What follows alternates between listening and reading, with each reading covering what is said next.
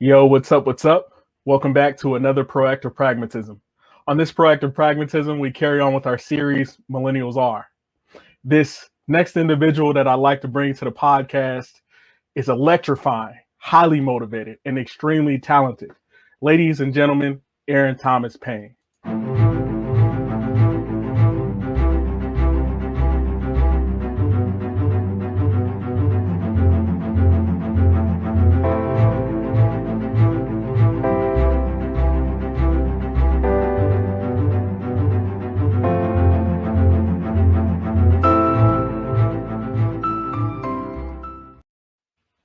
Yo, Aaron, welcome to the podcast, brother.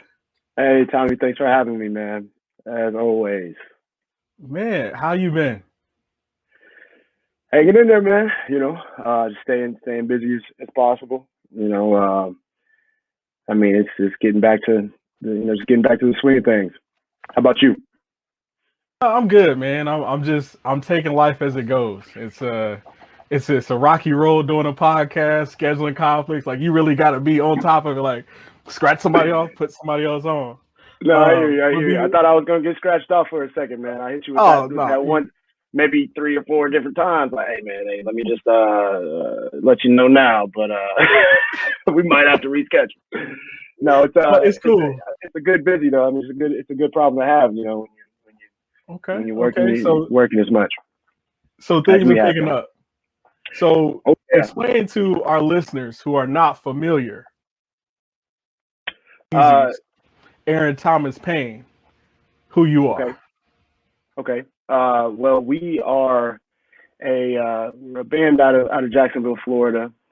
We like to express ourselves as a kind of, we're an original kind of cover group. We do a lot of stuff for a lot of work with the NFL, with the NBA, a lot of weddings and such. So if anybody's out there thinking about getting married, we do weddings. We also travel, but based out of Jacksonville, Florida. We have a 7-8 piece group. The whole nine. You got the horns. You got 2 vocalists. It's a good time. We're definitely a lot of fun. If you got a party going on, let us know. We'll make sure it's a good time. That's for sure. Outstanding. So we know a little bit about the band now. Now, what about Aaron Thomas Payne? Who is he? As a man, as a father, as a musician, how did he become who he is today? Oh, man. Well, I guess it started shortly after high school. I graduated with you, Carbondale High School in Illinois. I didn't know exactly what I was going to do after high school. I thought I was going to go into sports and things like that, but had a different calling. Met some friends of mine who knew some people here in Florida, and I was going to school at John A. Logan College for about a year. Decided that it was time for a change of scenery. So just up and moved with my cousin, Justin Macklin. He actually lives here still too. We've been here almost 10 years in this June. We pretty much just started, playing like acoustic music. A few of us are a good friend of ours who, like I said, lived here in the past, brought us down just for a visit.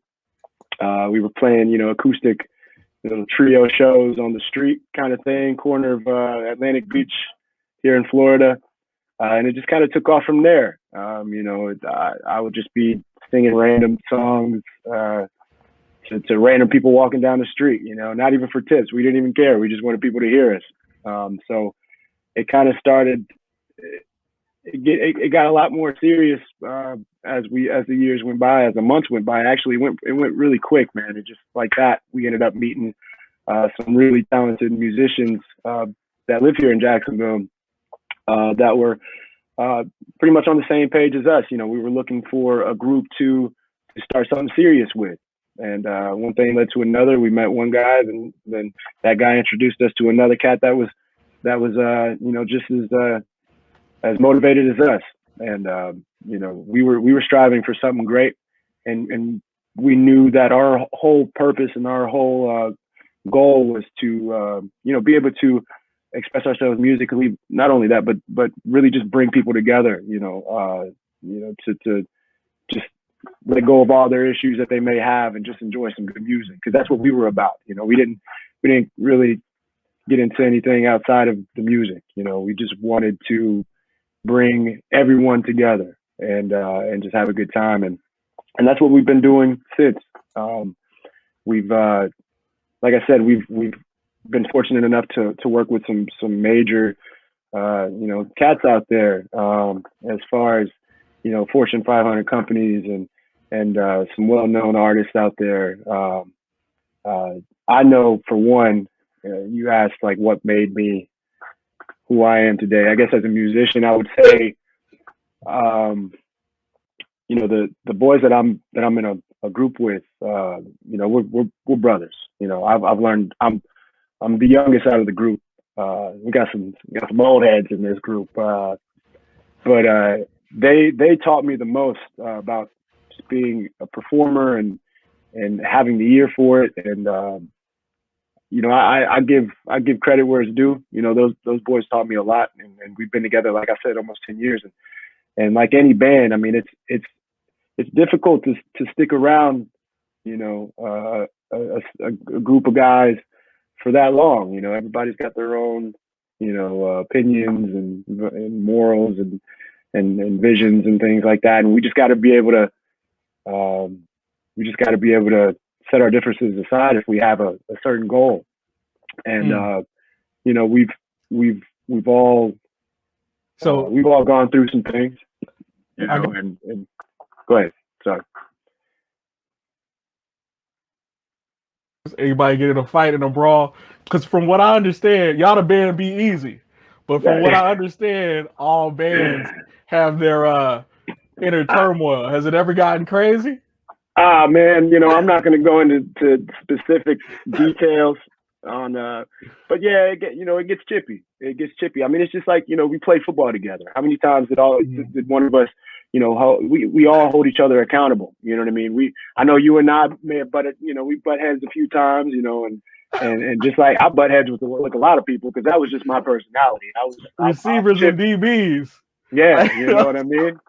So I mean, that's just in anything you do, and it's a team, and that's how I look at it as. And I'm very highly motivated in that sense, and very competitive. But I know that when we have to lift each other up, we have to hold each other accountable, just like in football, basketball, any kind of team sport. I look at it as that. When you're in a band, you're playing instruments and everything, and somebody misses a part, all of us are going to look at that person like get it together. You know what I mean? Or if I miss a note or something like that, or I forget words, I'm going to turn around and these boys are going to check me. You know what I mean? It's the same as, missing a block or something during a run play or something like that. You know what I mean? We all have to just hold each other accountable. Now, we've gone through some ups and downs a lot of the time, still to this day. Like I said, there's a lot of differences that we have had in the past, and that we are able as men, as human beings, just to sit back and just like, all right, hold on, let's not fight about it. You know what I mean? Like I said, it's gotten chippy, but we won't let it go any further than that. If there were some hands thrown, literally right after that, we like look at each other and like, you got me, but I love you, man. It's all good. You know what I mean? And I know, like my guy, like, hey, look, I got to be pretty when I go out there. I got to be beautiful. No, just don't hit me in the eye. Is it body checking? I tell people all the time, I'm like, don't let this singing voice fool you, big dog. But you know what I mean? That's just besides the point. That's just me. But I'm just saying. He said, I ain't no killer, but don't push me. Don't push. But I ain't gonna quote nobody. But no, like I said, man, we're a band of brothers, and we've. You go through problems, man. It's like almost like a second marriage. You know what I mean? I've been married now 5 years. I have 2 kids with my wife, and we go through it. you know, and we hash it out because we know that, you know, we want to make sure we have one goal in mind, is to raise our kids and be a happy family ever after. You know what I mean? And that's the similar, you know, goal that we have with the band. You know, we have a goal of being successful for one, and staying, you know, being driven, you know, staying on that path of just striving to be the best that we can possibly be. And that, it doesn't matter what exactly, you know, as far as, you know, what if we put a lot of music out or whatever, you know, we work a lot, and we do a lot of corporate stuff. So we're constantly playing shows.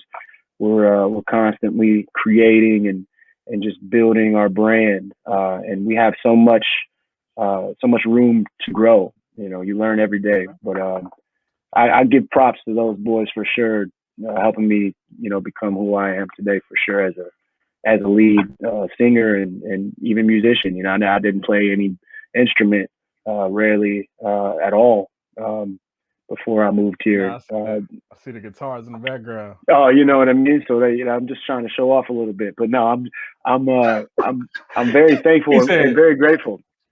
You know, I met a buddy of mine. His name's Ryan. He pretty much introduced me to, you know, the guitar and the instrument and things, and I appreciate that for sure, because it started there and then it kind of just took off. I met some guys that really encouraged me to just stick with it. You know, it's difficult, man, and it's still to the day. I mean, I'm just like, man, I can't play that, but then that's real. You know what I mean? You just sit somewhere in a corner and you figure it out, and that's just always been me. So, yeah, man. So can you explain to us? I mean, I know, you know, maybe I got agreements or whatever. Can you name hundreds? You know what I'm saying, that y'all been working with? Like, that's some pretty exciting stuff. I'm sorry, you cut out just for a second. What was that last part? Oh, my bad. I said, can you name drop, like, what are some of the companies that you guys have done music for and some of those venues? Oh, man. Well, for starters, we live in Jacksonville, Florida, so we do a lot of work with the Jaguars. We have in the past. I know things were a little rocky for the last year. They kept us pretty busy. Shout out to PRI Productions. They do a lot of the entertainment, you know, and a lot of the production and things for the Jaguars, and we've been fortunate enough to be a major part of, you know, when they're looking for entertainment, especially locally. You know, we're one of the top bands that they give a call to. So very fortunate, man, and almost lucky because there's a lot of good talent out here in Florida and Jacksonville in particular.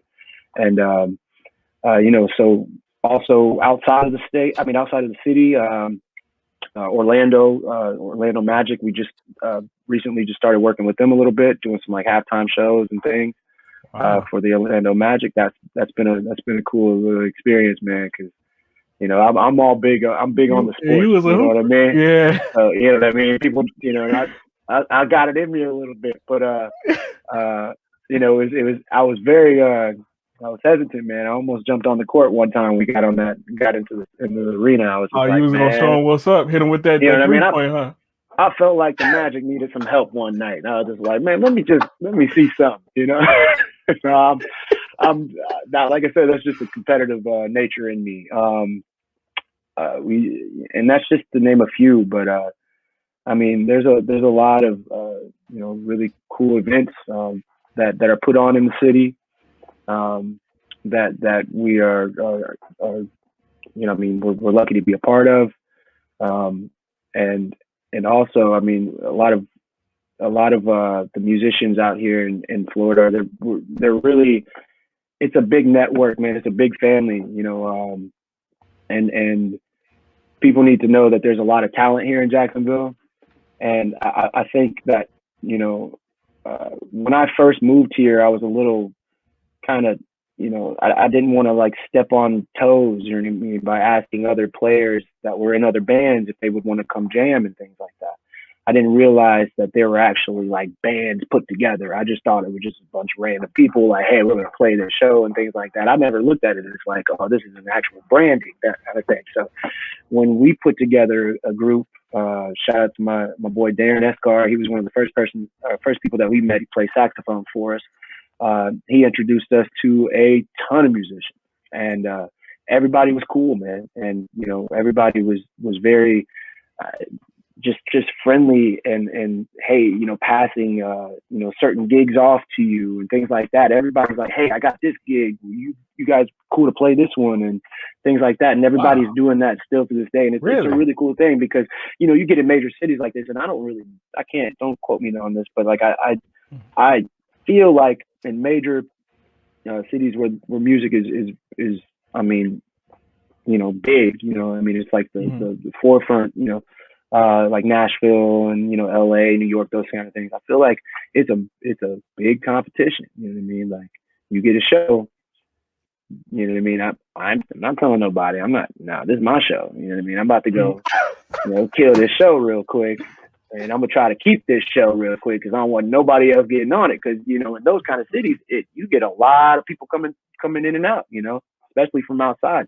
So here, it's just really cool to see that, you know, locally, you know, even, you know, for me coming from Illinois, you know, I felt like, you know, people just recognize, you know, good talent and recognize, you know, good people, and they want to be like, hey, like, you know, that's awesome. Like, I got this guy that owns a venue. He would love to have you. You know what I mean? And these are other musicians doing that kind of thing too. So it's a big family of musicians out here and artists, and you know, I love it here in Jacksonville. I feel like it kind of reminds me a little bit of back home. You know, it's that it's a big city, but it's got a, you know, small town kind of vibe. You know, everybody kind of knows each other, and, you know, it's a good spot to be in. I think the music, you know, the entertainment here is going to be, I mean, it's on the come up, you know. Like I said, there's a ton of really good, I mean, amazing artists and musicians out here that, you know, the world is going to hear at some point, you know, if they haven't already. So, yeah. That's real. So you mentioned family, and that's very, very important to you. So how do you balance, you know, being a musician and having a full-time music career? Because Yeah.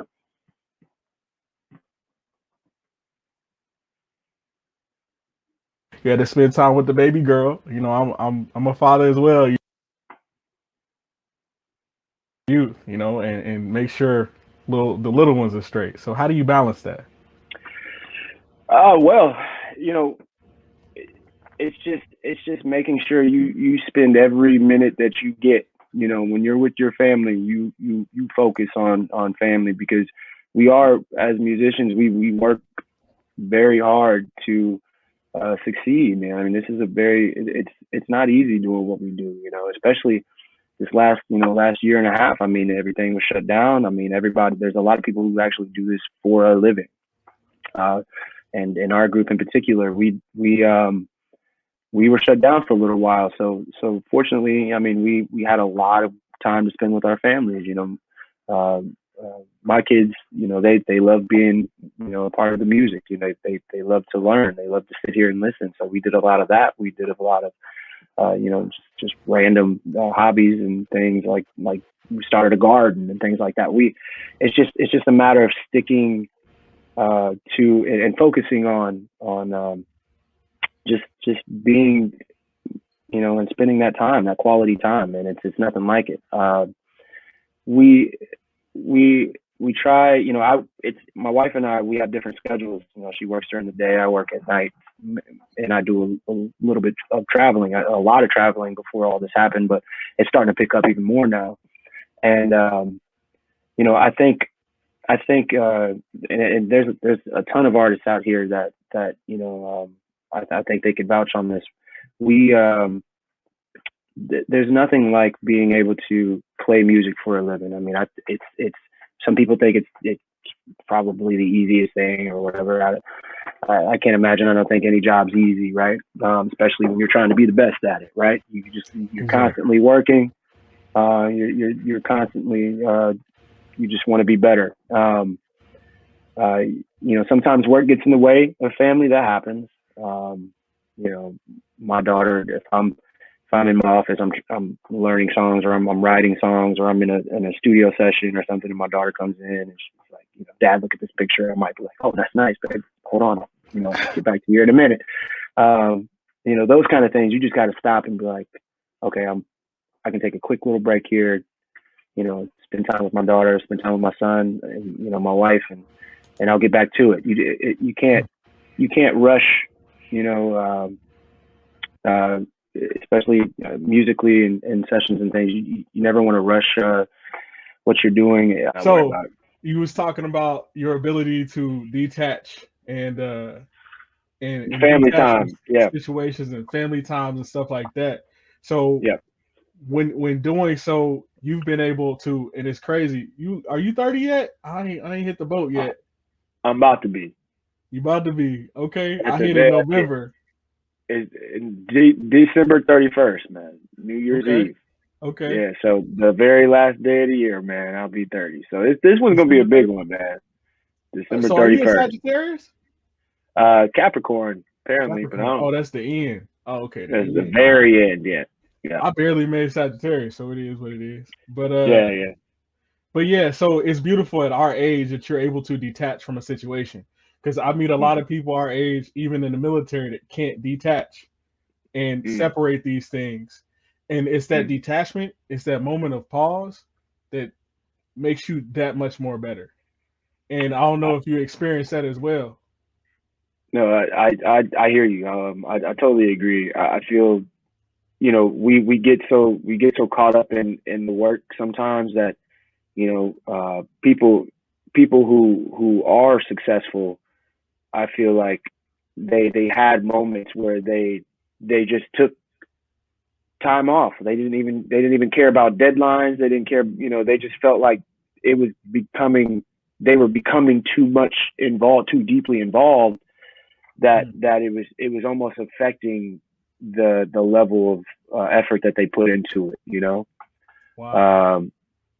I that's just my opinion. I feel, for me personally, for instance, if I have a deadline for a session or something, man, it's like the hardest thing to do as an artist, trying to come up with material for an album or just learning new songs and things like that. Like, there'll be times where, especially for, like, we do a lot of weddings and things, and we'll have the bride and groom, they'll ask for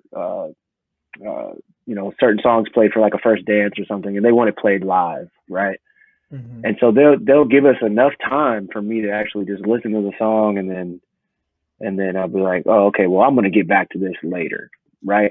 because I'll hear the song and I'll be like, dang, like, I've never heard this song before in my life, and I'm about to learn this and play it live. Like, so I'll when I first get, it'll be months, maybe, even years before we even get to the wedding. But we book ourselves out a long time, so wow. I have plenty of time to learn these songs. Mm-hmm. But for me, I feel like I work best just when it's right up until the time to do it. And I know it's a weird thing to say. It's almost like, procrastination is just no, Aaron, you know what it is? It's that pressure. I talked to somebody the other day. I had Chris Williams from our hometown. I had him on a podcast the other day, and he was like, he performs literally the best, even with school, when that pressure's on. Right. Yeah. Yeah. That's been me. That's been me my whole life. I feel like, just for instance, this past Saturday, like yesterday, right? We had a wedding yesterday, and they had given us the song, bro, I'm talking months ago, 6-7 months ago. And I didn't listen to the song until like 2 days ago, like the day before the wedding. And prior to that, my shout out to my manager and Agent Nico, Nico Costas. He's a part of real time management, who does a lot of event planning, and he works with us heavily as far as booking and giving us all the details. This man is a freaking lifesaver, man. Shout out to Nico. But he would just, relay the message to him. I would tell him, like, oh yeah, man, I got it. It's all good. He'd be like, all right, well, I'm just going to tell him that the song already and that it's good to go. And I'm like, yeah, that's probably your best bet, man. But, you know what I mean? Cause you run into family situations that you're getting, caught up in, work. I mean, I got stuff going on at my house right now. We had a crazy leak that we ended up having to, do the don't even get me started on that. Just we renovate the whole freaking house thing there just for this one leak. But stuff like that gets, if things get in the way, right? And like you said, man, when the pressure was on, I listened to that song the night before the wedding, and I was like, I worked for like 2 hours on it, and I was like, oh, I got this. You know what I mean? I got this. I got to the wedding, man. Boys started playing the song. I looked at the words one good time. I was like, good to go. You know what I mean? And we nailed it. We nailed it. And, bride and groom, they seemed like they were singing the song. They were all smiles. You know what I mean? Mm-hmm. Like they were, so that I feel like I did my job. You know what I mean? I feel like it was a success, So yeah, I tell you, man, when the pressure's on, we definitely, cause I stress myself out when I have big, stuff, big events or weddings or whatever, anything that's like majorly like going to affect. I feel like it's going to, if we fail, then we might not get that opportunity again. I stress myself out in those moments, man, and I think too heavy. I think too much, and all the guys, you know what I mean, in my group, they just, they get on to me because I'm like this, man. I'm constantly just in my head, but then I just, sit back, relax. And like I said, I'm all good for it, man. When the time is when it's that time, man, to perform, man. I love those moments, man. I really do. I feel like, for me, it makes me feel like I get better and better when you can just do it on the spot. You know what I mean? Mm-hmm. And don't get me wrong, there's been times where I've failed. You know what I mean? Mm-hmm. Not terribly, but I know that I could have done better. Uh-huh. But yeah, I mean, it happens. Okay. We all get into those moments where we feel, we put too much pressure on ourselves. Especially if you love doing what you do, man. Like you can't put that kind of pressure on yourself. Well, because you don't really. I think the hardest part about that stuff is like you don't really. Like, it's not what you really think it is. Like, fear is like, it's not actually real, but like innately, biologically, we're set up to fear things. Yep. Like, and we're like, it's not that serious. No. You're alive. Yeah. You're healthy. You're well. It could be 10 times worse than that, man. I mess up a word on a song. I think I perfected the mumble, right? So the mumble remix. I'm talking. No, just if I ever get caught up in a song, man, I'll do this song where I do this thing where I'll sing the rhythm or I'll sing the melody, and no one knows what I just said, but they think that they know what I just said. You know what I mean? I make it. It's a trick that I've learned, man, throughout the years. As a live performer, but sometimes I'm like, man, I wish nobody was recording me out there, bro. You know what I mean? We're doing it live because this is what we do, man. We perform live on a daily basis, man. So I don't know. You put too much pressure on yourself, you could really hurt yourself in the long run, So yeah, no, for sure. I'm proud of you, man. Like, I appreciate it a lot. Like, coming from where we came from, having the nerve and the gall to go to Jacksonville, Florida, like I'm gonna do this, like that is powerful. And people, they might underestimate what it takes to uproot yourself and leave. But you look at all the other people that's back home, they never left. And some people, they've gotten on and they mentally still never left. You know, that's you're right.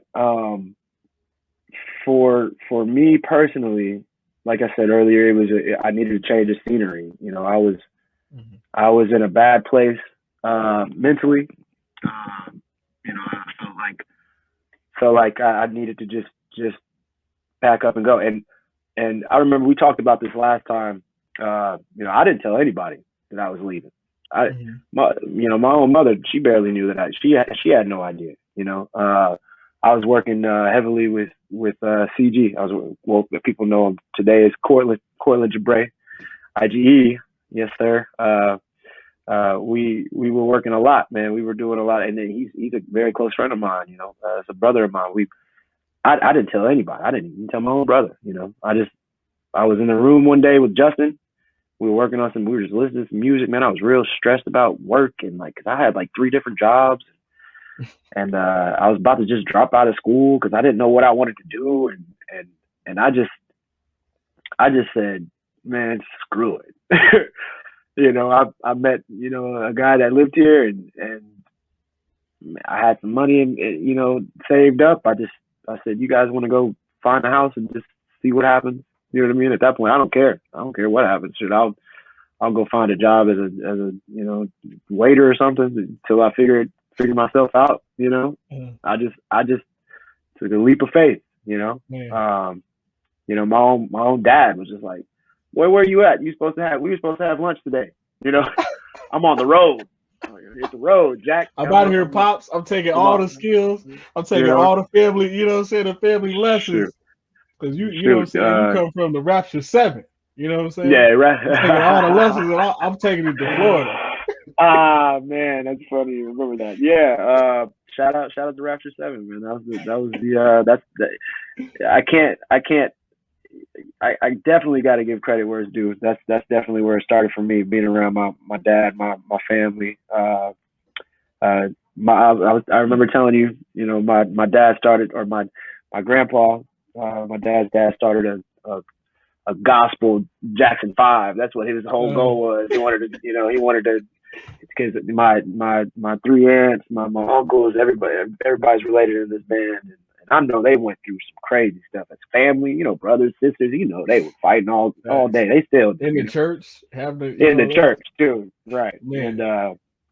no, that's where it started for me. But yeah, my dad, you know, my mother sang a little bit too, you know. But like I said, I didn't tell I anybody, ain't know man. mom I just had up and left. vocals. Oh, she can sing a little bit too. She taught. You know what? I know where I get it from. You know, as far as the competitive nature in me, because you know she's very hot headed when it comes to stuff like that. She's like, oh, Bro, that's boy, interesting. yeah. That's interesting because you know I never put that together. Your dad, Mhm. like every time I've ever seen him, was like really chill. You know what I mean? Yeah, That be yeah. easy side, I feel like that's more him. But Oh, your for sure. mom's, like she would go ham at the Oh games man. anywhere. I never Oh, put 2 and 2 together. That's oh where you goodness got that gracious. fire from, bro. Because And I love it. I love it because I mean that's what's gotten me through life. You know, my mom didn't take.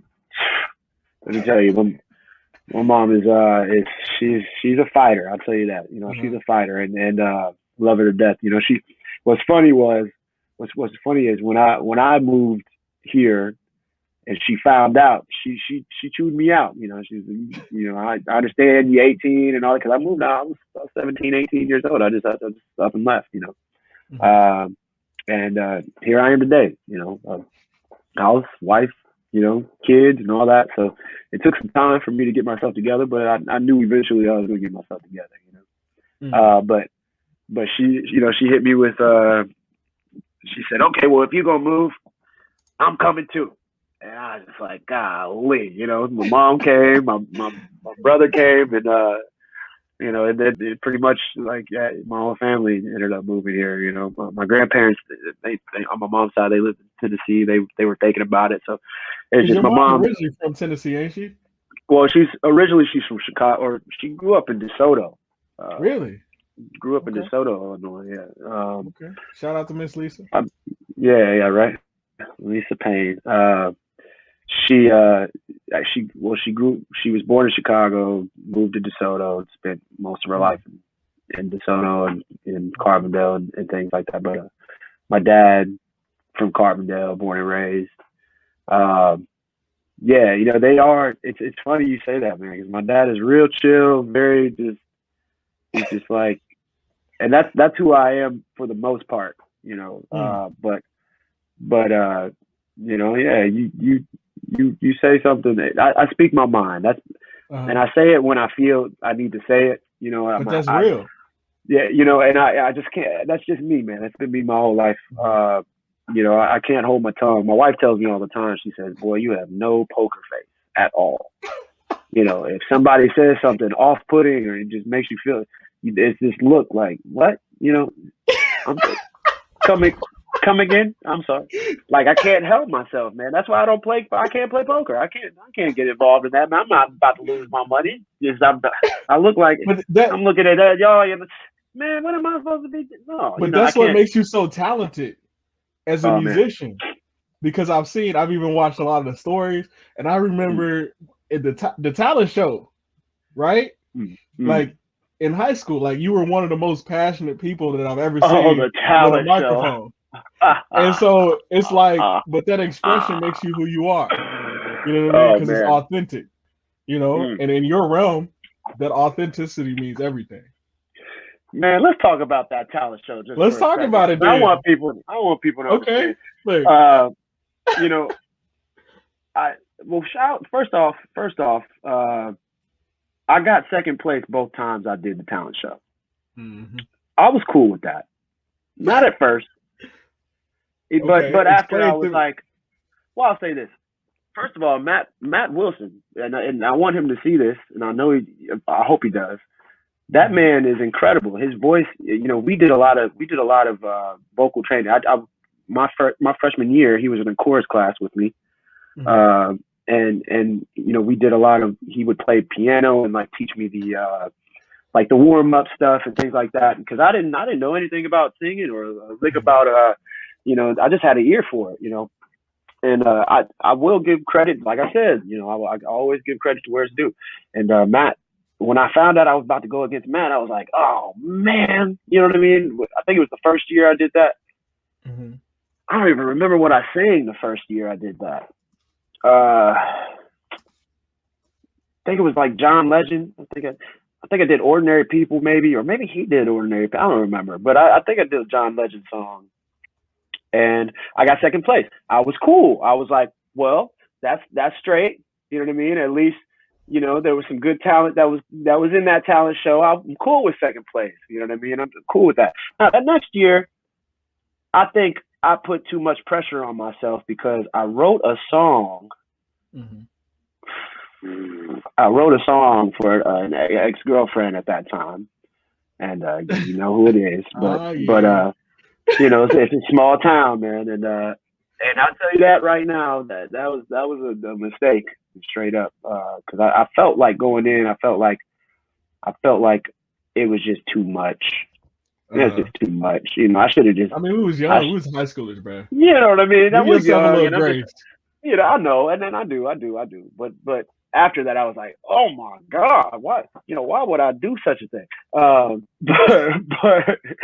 it was. I mean, it was a good song, and a lot of people liked the song. So I was like, okay. But then I like went off the stage, and I'm like singing to her and all that mess, and I'm just like, oh my goodness. Looking back, I had to take the video off of YouTube and all that, man. I'm just sitting there like. Man, I can't look at this anymore, dog. Like, because, you know, remember, like, it was, I mean, we were together for a little while, and, like, it's like that time when you're with somebody in high school and things, like high school sweetheart type stuff, you think you're going to be with that person forever. You know what I mean? And yeah, and that definitely didn't work out. But, you know, it was whatever. You know, it's something that, you know, you live and you learn, right? you know, we all go through some BS like that, but and we do stupid stuff as kids. But I felt like that second year that I did the talent show, I went up against who was it? Isaiah? Was it Isaiah? Was he dancing? Yeah, he did the Michael Jackson moves. Yeah. Now, don't get me wrong, my man's killed it, but I was like, man, I thought we were going off of like the vocalist, or like, you know what I mean, the audience like claps and stuff. I didn't know there was about to be judges.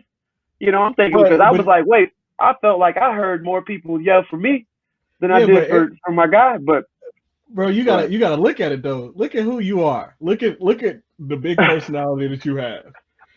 To be completely honest, and you talking about this, you have no poker face.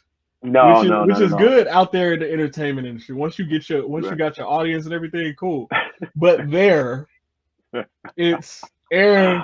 He got one of the star cheerleaders. He on the basketball team. You got to think about the levels of socialization there. And I did, especially after, you know, because like I said, you know, my man. When you on prom court? I think so. You know what I'm saying? So like. You had all these W's. I feel like there was, you know. I get it, man. I was a popular kid back then, man. I was but honestly, I was just a smooth talker, right? I felt like that got me through. Oh, we know.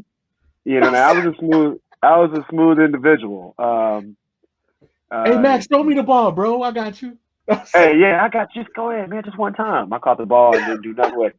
But I remember Reno. Shout out to Reno. That's my guy. They had that tight end screen, bro. That one time against Cahokia, and I just blew it, bro. I caught the ball. I was like, this man threw me the ball. You know.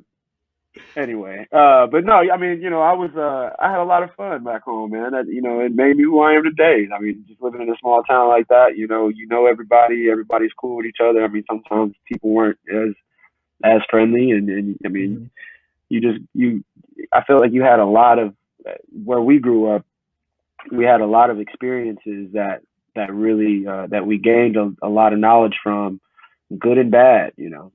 It builds character. Like you definitely. talking about people not being friendly. Like, here's the reality. Like, it takes a lot. Like, you know, I'm not a musician. You know, I'm just a guy with a dream that wants to inspire other people to be great. And whatever greatness is for them, sometimes it's just them being the best dad they can and not being lazy, you know? Right. But even throughout my military career, all that stuff, those times shaped me, because I wasn't popular. You know what I mean? Like, if anything, a lot of times I was just bummy. Like, I was surprised I was in certain circles, you know, but I was cool enough to be there. And when I fail in real life, it means so much more, you know what I'm saying? Because I'm like, keep going. Ain't nobody ever, you know what I'm saying? Like, you ain't never had an audience. Build your own audience, you know what I mean? But there's somebody out there. But you was going to say something.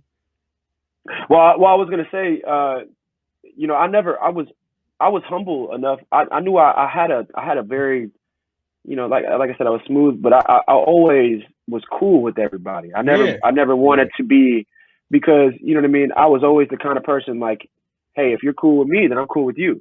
You know, we do a lot of shit talking, that kind of thing. You know, we do a lot of, you know what I mean? That's cool.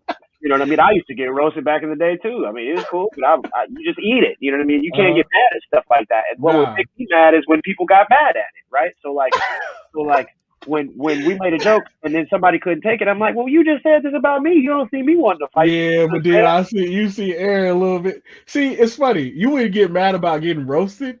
You get mad at other people getting mad about getting roasted.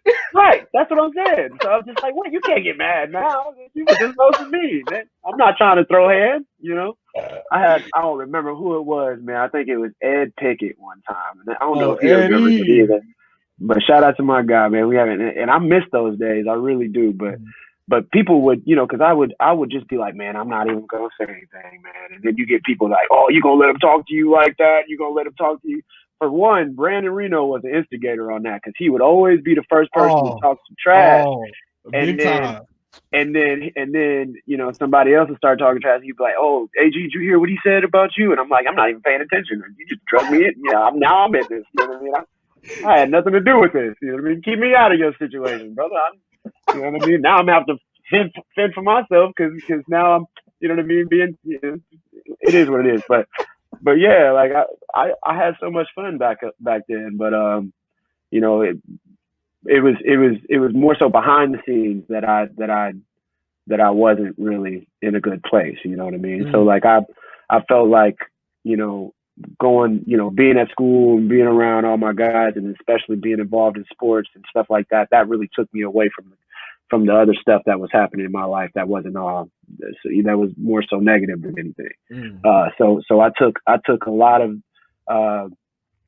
I always would just be, I would always tell myself, you know, no matter if I have a different, you know, any sort of difference, you know, with anybody or mishap or argument or whatever, I'm gonna be like, hey, let's just talk it out. I'm trying to be cool. I'm not trying, you know, I'm not trying to fight you or anything like that. I always want to be cool with people. You know what I mean? And that's just how I still bring that into my life today. You know what I mean? I tell my kids all the time, you know, just be nice to everybody you meet. You know, if they don't want to be nice to you, then just, you know, leave. Yeah. You don't have to. Exactly. Not at all. Because you being the guy that you are, you know what I'm saying, as intense as you can be, you know what I'm saying.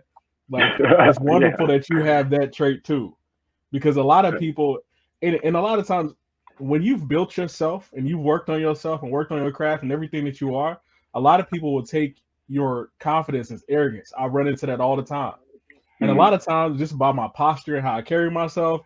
People like, you know, there's just this weird thing, you know, where they get like this, I don't know, like they want to duke it out. And I'm like, right, I ain't even with that. You know what I'm saying? Right. Like, because if we did, you're going to bring out a different side. You know what I mean?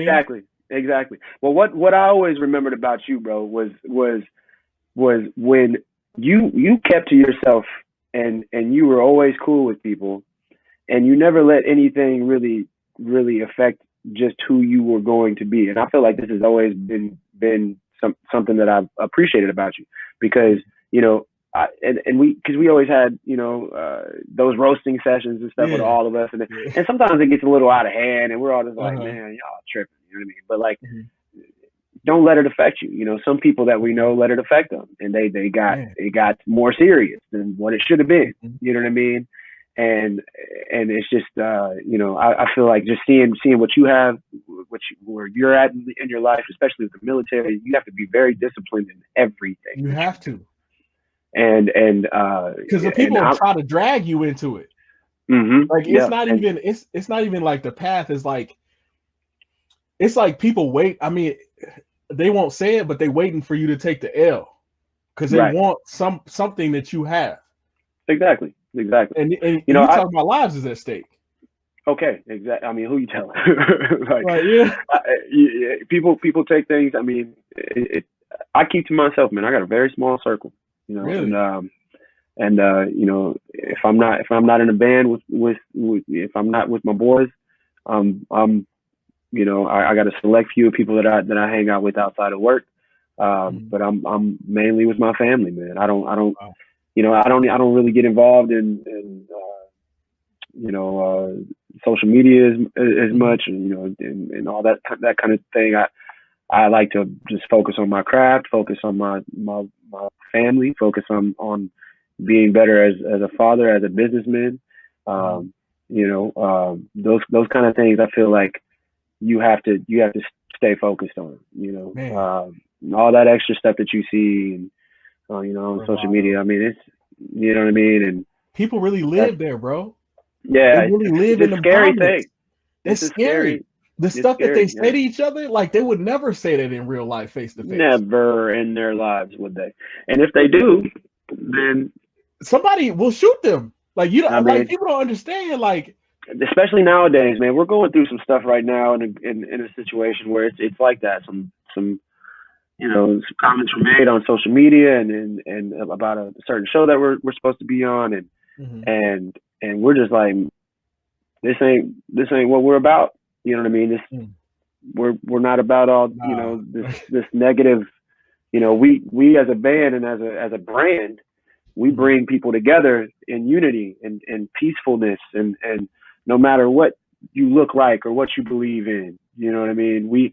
I got a group full of boys that we don't see eye to eye on a lot of stuff. I mean, whether it's politics, religion, sports, it don't matter. But you don't see us about to throw hands. We sit down as men and we discuss it, and we figure out how to go about our day. Afterward, after we have these arguments and things, that's who we are, and we like to bring that same mentality and that same energy to our shows. We see a certain individual or people or a group of people or whatever about to look like an argument's about to break down, go down or something during one of our shows. I'll tell you right now, there's been many times where I've been like, stop the show, wait a minute, hey, you sit right there for a second, chill out, you know what I mean, y'all gonna hash this out right now, and we all gonna sit here and witness it, so y'all can be cool, hug it out, shake hands or whatever. If you don't want to shake hands, then y'all can leave. You know what I mean? Like, that's just not what we're about as a band. It's the name Be Easy, man. We just like to keep everything as easy as possible. Everybody comes to one of our shows, there's one thing in that they're going to expect, and that's just having a good time in a peaceful environment, and not having to worry about anything else outside of that. You come to our shows, we want you just to feel positive, and just overly, joyful, vibes. I mean, that's just what Be Easy is about. So, it's a scary thing to get involved in, the social media world, man. That's just not what we're really into. But that's the world we live in today, and that's true. It's a scary thing at times, and I mean, I'm just glad I grew up in the when we did, the generation that we did, when we didn't have cell phones. I didn't have a cell phone. You had to know how to socially interact. You had to know how to talk to people and where you were. You know what I mean? And your environment and how you had to talk to people, and where, especially because when we grew up in Southern Illinois, it was very, what I'm saying, there was some parts of town that you don't go to. Two, three of my cousins locked up on gun charges. I mean, you know what I'm saying? Like, I witnessed firsthand when I was, we went to school with both of them, or two. That's the craziest part. Like, no, we know some.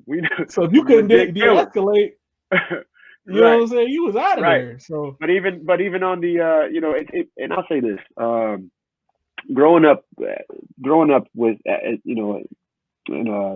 growing up biracial, right? I had a white family and black, white and black. I've witnessed and I was around certain people who were white that I was really cool with and close with, but they weren't as cool with the people on the black side that I knew at all, but it was because I grew up, it was different. I spent a lot of time with the white side of my family, a lot of time with the black side of my family, and I just learned a lot of different values and just a lot of different things from each side that I could agree with and that I couldn't agree with, and I felt like that really made me who I am today, as understanding what's right and wrong, and really more so taking into consideration the differences that people may have, trying to understand why a person thinks this way. Wow. And why wouldn't they like a person because of something. Well, that's deep, because now we're in an era where you got people fighting, and they're literally the same people, just with different skin tones. Well, it's scary because, growing up biracial, mixed, whatever you want to call it, in the real world, I am black, right? Mm-hmm.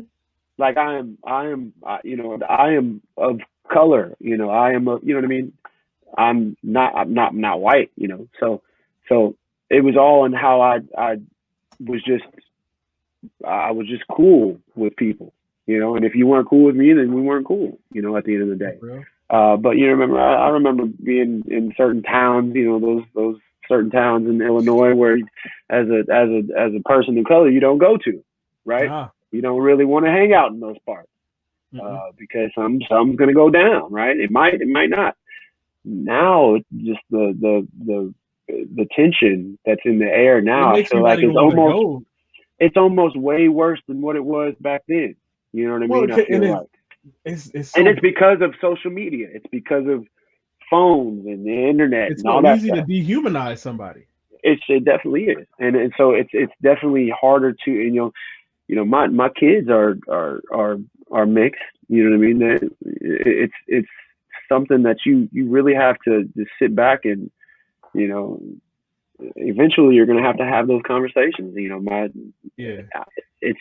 It's a difficult world we live in right now, man, and it's all about, for me personally, it's all about just being cool and just being myself, and hey, if you don't like it, you don't like it, but I don't have a problem with you. I don't know you. I want to get to know you. That's fact.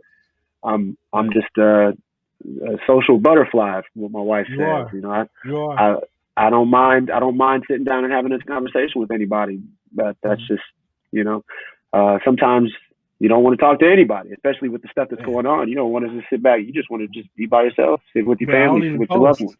Like a lot of the issues that people, because I'm like, I wasn't there. I don't know the details. And as a military leader, I got black, white, green, blue, Asian, purple. Man, I can imagine. All kinds of people. So everything that I do is basically under scrutiny. If I say something, they can take it the wrong way. Like I can't even go down that rabbit hole. People like, they think you get rank and power and all that stuff. And I'm like, the best thing that you can do is add value to other people's lives. Exactly. And I'm glad that we had this conversation here, because that's real. And that's been on my soul. I'm glad you addressed that. And as we come to, towards the end of the podcast, is there anything that you would like to ask me before we wrap it up? Because, I don't want to take too much of your time, man, as a family man. Well, no, you're all good. Family, yeah. I hear my son over here tapping at the door, like, just like I can hear him a little bit. But I mean, I guess what I would like to ask you is, being in the military and everything that comes with it, right? You're doing a service for your country, and right now things are shaky with anybody that's involved and in the it's a scary thing. For instance, I'll just bring this up. I saw a video of the policeman that pulled over the lieutenant. And how did that make you feel when you first saw, because for me, it was like, y'all supposed to be on the same, y'all on the same side here. Y'all protect and serve. And that's what we thought. And my man said, you need to get up out this, and without explanation. The officer was a veteran too. Here's what I felt. It was confirmation. For me, and I've talked to officers, that other military officers, because I was once a lieutenant, and by the grace of God, I've made it to captain. But there were things in my career that I've had to go through that reflected that young man's experience. And I also had to detach from being a captain and look at it as an African-American male. Unfortunately, and I've learned to move this way, but unfortunately, I've had to put certain measures in my life to where I can try my best to avoid that. And it doesn't mean that I will or any of those things. But we talked about that circle. My circle is extremely small. Right. Like I don't go certain places. I don't even, with the units and stuff, when they go do a lot of stuff, like they about to do leisure, I don't. Because I never know which officer has it in for me or which leader has it in for me and wants to say, oh yeah, Captain Hamilton was there doing this, doing that, like you never know. That's a reality. Yep. And it's a lot of brothers out there that think everybody cool and everything cool, but all it takes is one racist. All it takes is one person that doesn't like you. Aaron, when I was in high school, you didn't know about this, but one summer I was hanging out with some friends from Murfreesboro, and even the people that it happened in this incident, like I am so to the point where like forgive but don't forget. I forgave the people, but I showed up at this trailer you know, we was out drinking. He was like, hey, yeah, they out there, you know, whatever, we about to go, just like we would in McCanda or something, you know. Right. Yeah. Um, I walk Those were the in, days. yeah, I walk in, and this was after I joined the military. I was been in for a while, but I was back on leave or whatever. Oh And wow. one of the it was a trailer full of white guys. You know, I ain't never had no problems there. But one of them was like, those N words jumped my cousin last night. V lines across the trailer and punches me in the face. I'm bleeding, but I had to take it. Mm. A lot of times that is a lot of times you feel slighted in the military, and a lot of times it's covert things. It's not overt. They don't explain these things. You don't know why you didn't get picked for something. You don't know why they treat you differently or don't give you the information prior to. It could be piss poor planning, but there could also be a hint of racism in there. Because if a military police officer can pull over somebody, he wasn't a military police officer at the time, but he said he had served. But Mm-hmm. you don't know what type of animosity that gentleman had because maybe back in the day he was just a sergeant. He was jealous of officers. So now they Mm-hmm. see an officer who went to school, worked on himself, got there, and they think that he took a position that they were owed, even though they didn't put in the work. So not only could he have possibly been afraid, but he also sees somebody of a different race succeeding and in a different position. Now that escalates even more because there's envy and jealousy there. Right. Yep. Because a lot of people haven't been taught to manage that envy or jealousy. But in that trailer Mm-hmm. full of 10 guys, I could have died that night because you mix alcohol in it. You know, eventually Mm-hmm. I got an apology before I came out there, but I never look at that person ever again. They on my social media as a Facebook friend. Like I don't Mm-hmm. hold grudges against anybody because I know that everybody deserves some type of grace because a lot of times they walk in from a level of ignorance. But do I put myself in places and positions like that no more? Nah. And even when I was deployed to Kuwait, you could ask any one of my troops. They see Captain Hamilton up at 04 in the morning doing PT, working out, maybe even running around the 5, you know, getting his workout in. And then at 9 p.m., you can ask all the officers that I roomed with. I'm in their sleep. Right. Z Monster got me knocked out because my life and the legacy that I leave these days, once I became a man, is like I'm leaving breadcrumbs for everybody that follows behind me. And if I Mm-hmm. don't show them a way that is not, you know, overly hip hop or overly stereotyped or whatever, they gonna think those things are okay. But I'm like, show up fresh, show up on time, keep your hair cut, stay well groomed, be the guy that they don't expect you to be. Know the Right. knowledge, have the books, have all that stuff. Like I gotta like right next to my desk, you know what I'm saying? I got a book, we going through some stuff before this next deployment, and I just study and I look through it. But that's the type of greatness and excellence you have to embody because those situations may happen. And if it Right. does happen, I don't need them pulling up. And it sucks that we have to be like this because sometimes every now and then we want to wear a fitted, right? We want to, you Yeah. know, embrace our roots. But Right. I've had to become an individual that can toe the line. You talked about this as well on both ends. Yeah. And at the end of the day, the racists that might be in that organization or whatever it is, I've got to greet them and show love to them just like everybody else. Mm. I have to be objective when I'm counseling this individual. And that Mm-hmm. hurts to the core because I love everybody. But it was situations that we experienced back in the day that make you who you are today, that make you understand that a lot of people just coming from ignorance and they won't Mm-hmm. never change. But we have to be the change and we have to look at it objectively, you know. Mm. And that young man that went through that, he should have never went through that. And that's a tragedy. But it also is beautiful that he did because it shows people what we really go through and what can really be Mm-hmm. going on, what can really be happening. A couple months That's ago, I right. talked to two generals. One of them was at the Pentagon, and one of them was at the, you know, the military school, one of the military schoolhouses, and they were both African American males. But you got to think about it. At their level, they probably still going through it. We talking 2-star, 3-star generals, Mm. and we just got to embody excellence. It sucks, Yeah. but that humility that you talked about, like when you were interacting with people, and you know, you just, hey, I don't want no smoke. We need to figure this Mm-hmm. out and detach. That's the energy you got to have. But Yep. that's that same energy that got our African American counterparts through the storm. Mm-hmm. Just 70 years ago, we weren't even allowed to be in a white classroom. That's how close it is. Ruby Mhm. Bridges was the first one, you know what I'm saying, the first one to integrate. She's still alive. Yeah, that's crazy. And she's still seeing the stuff that's going on right now. You know, but that's powerful. But we gotta continue to do everything that we can to be great, and that's pretty much it. That's So, right. That's right. brother, I appreciate you coming on the podcast. You I know, appreciate you anytime sharing you got that, man. a topic Thanks for having me. that grinds your gears or anything on the regular proactive pragmatism, you can come on there.